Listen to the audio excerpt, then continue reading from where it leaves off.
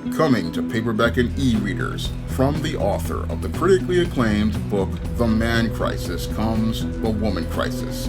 Learn why so many women are becoming lost in their quest to have it all in The Woman Crisis. Pre-order your copy of The Woman Crisis on Amazon.com today.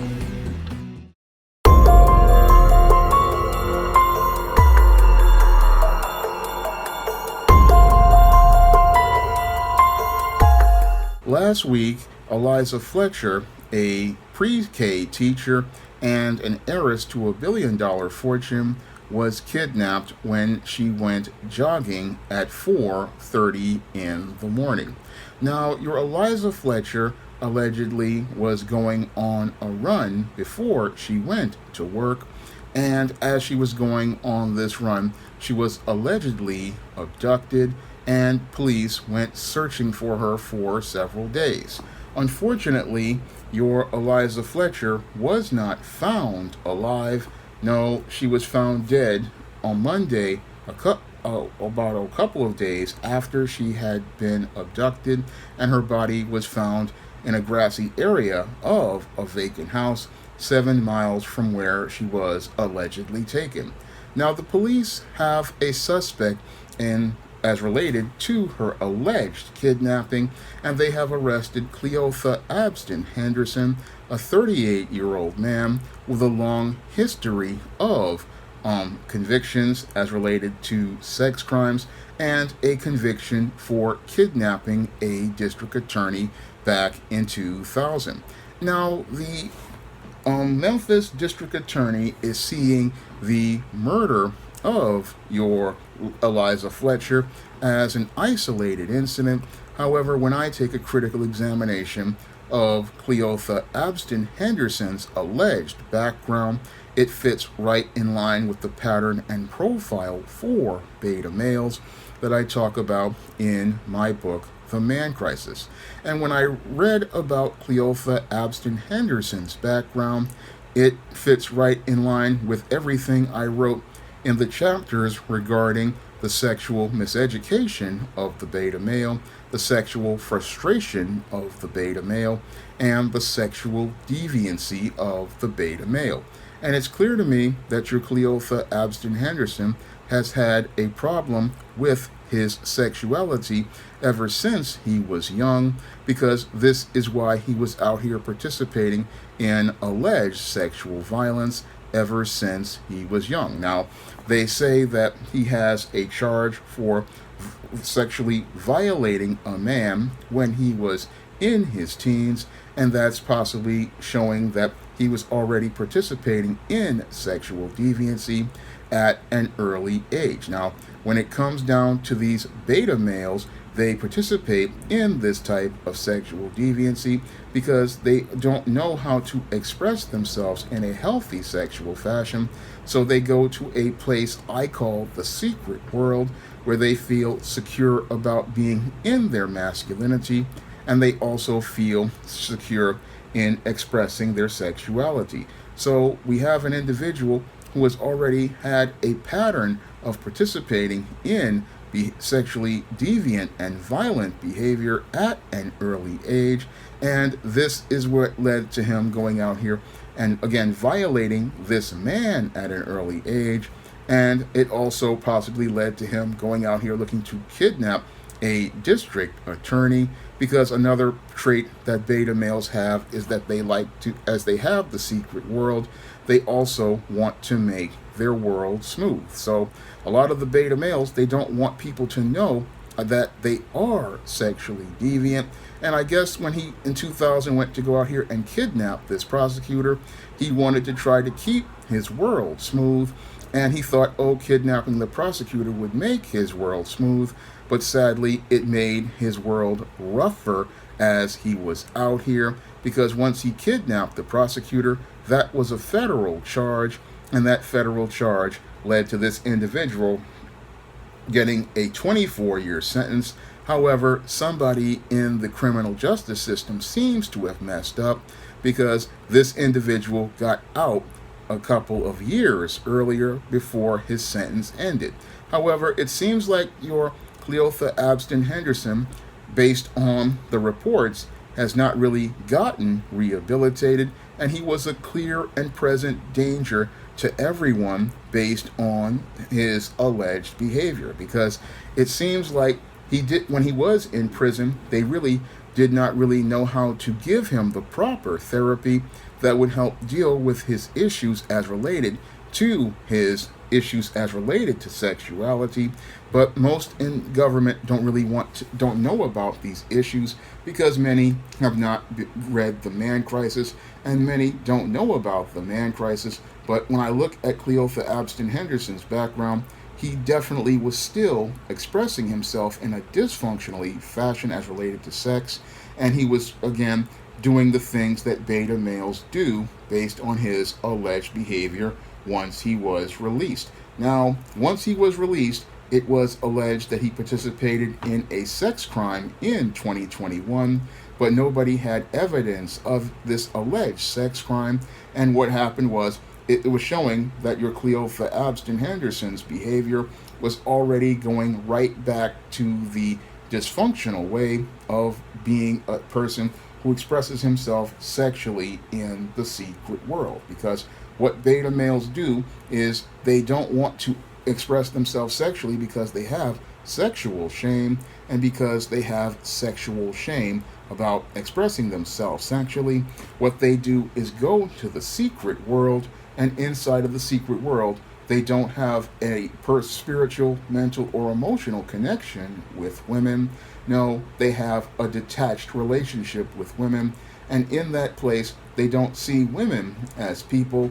No, they see women as objects. And because they see women as objects in their fantasies, in their rose-colored world, they don't see them as human beings that they're sharing an experience with. No, they see them as objects that they have in their fantasies, and they don't see them as people with feelings, and they believe they can do whatever they want to this a person they are objectifying.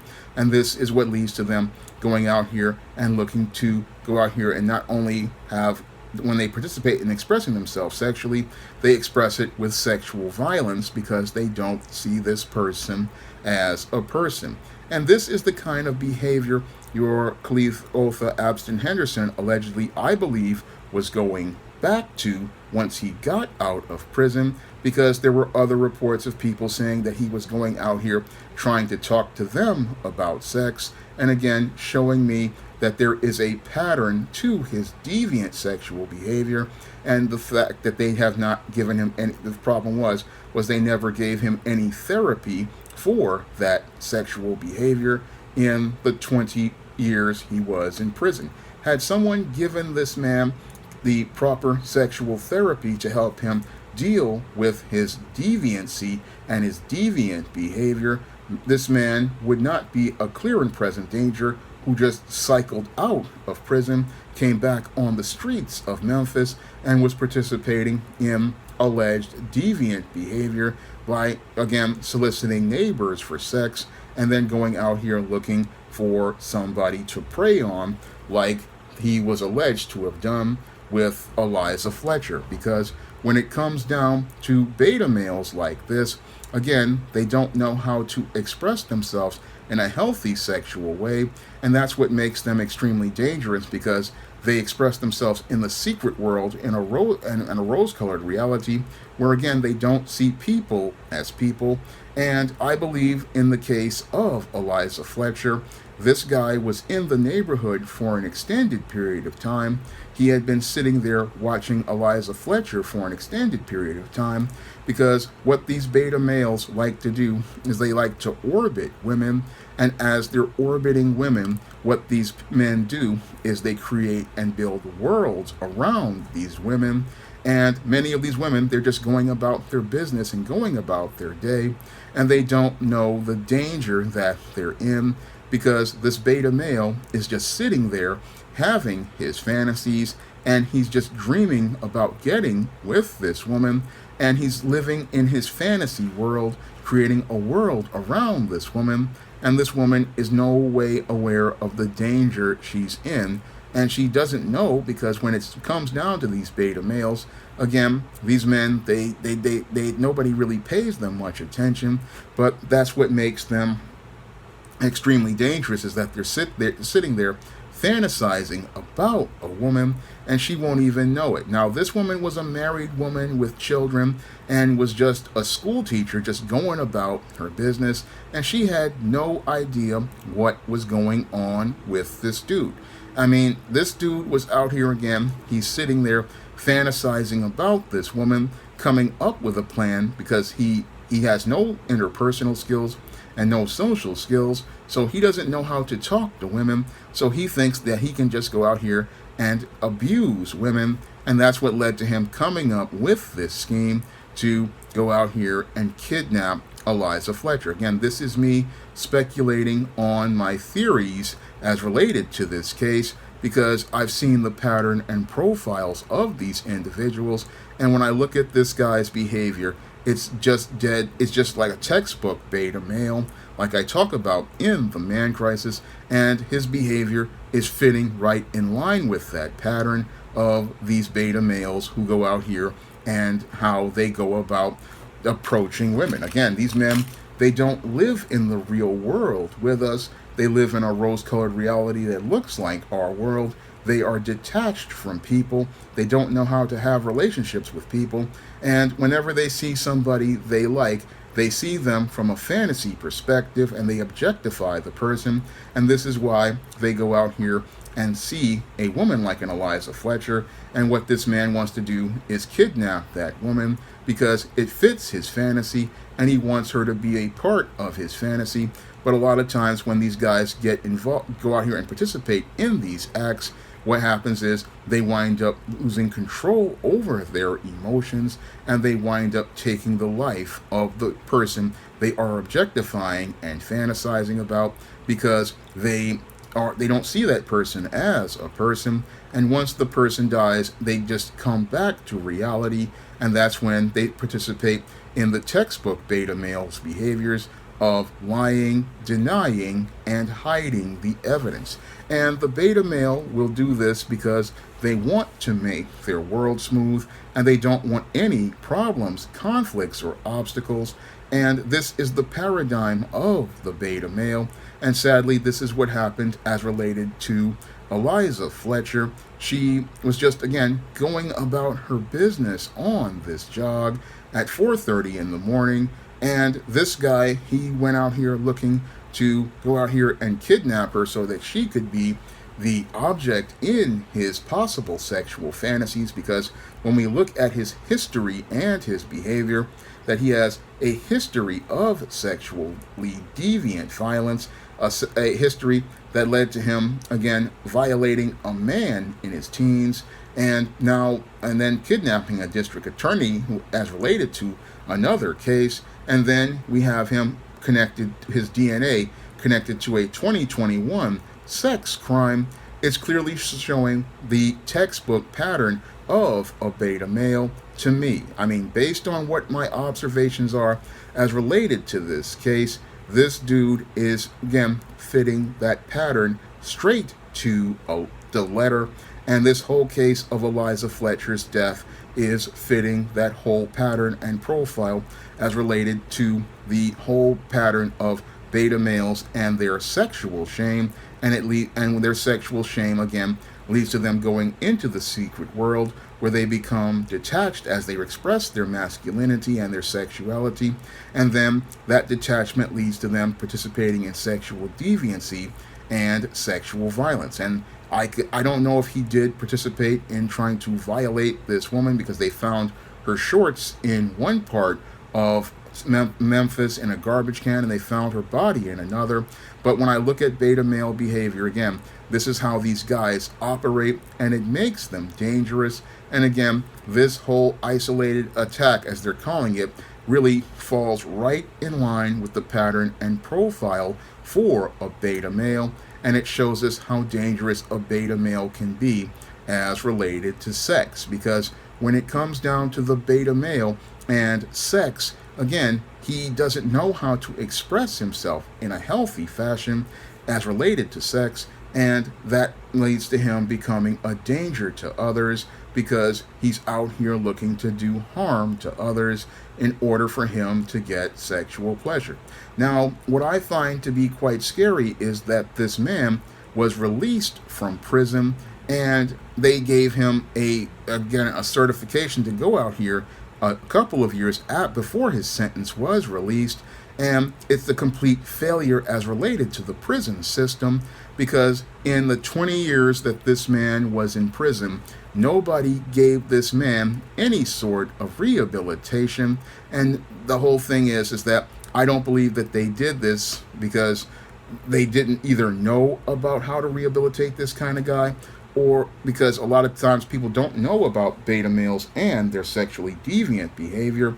But I don't believe anybody gave this guy proper counseling, because this man, as I see it, was a clear and present danger. And just from reading about his background, I could tell you that this man, again, had not really dealt with the issues as related to him that was leading to him participating in sex crimes. And sadly, this woman lost her life because the prison system released an individual, one, too early, two, did not release an individual who had been properly rehabilitated, because this man acted on his deviant sexual impulses, allegedly, and this is what led to this woman losing her life, was this individual who clearly, again, had not been rehabilitated, and he was released too soon. And again, he became a clear and present danger to everybody in that Memphis community, because again, not only did Eliza Fletcher lose her life, another woman wound up being sexually violated by this male who was a man in crisis who went to prison and was not rehabilitated. Now, in the aftermath of the death of Eliza Fletcher, it's a high possibility that this Cleotha Abston Henderson will be going back to prison for the rest of his life, and he will be going back to Bubba and Tiny, and it looks like he'll be going back to the prison for the rest of his life, because when you participate in first-degree murder of a white female, that's not only going to be life in prison, it possibly will lead to this man winding up getting the death penalty, but this woman's life could have possibly been saved had the criminal justice system, again, did its job, because this individual clearly was not ready for release. And once they released him without ever looking at this man's background or giving him proper therapy, they practically put a ticking time bomb back on the streets of Memphis. And what's really scary is that this beta male exploded in his sexual frustration and his sexual anger, and he wound up violating one woman and taking the possible life of another. I say allegedly violating that woman because, again, the DNA is connecting it to this case, like a DNA on his shoe was connected to the case of Eliza Fletcher.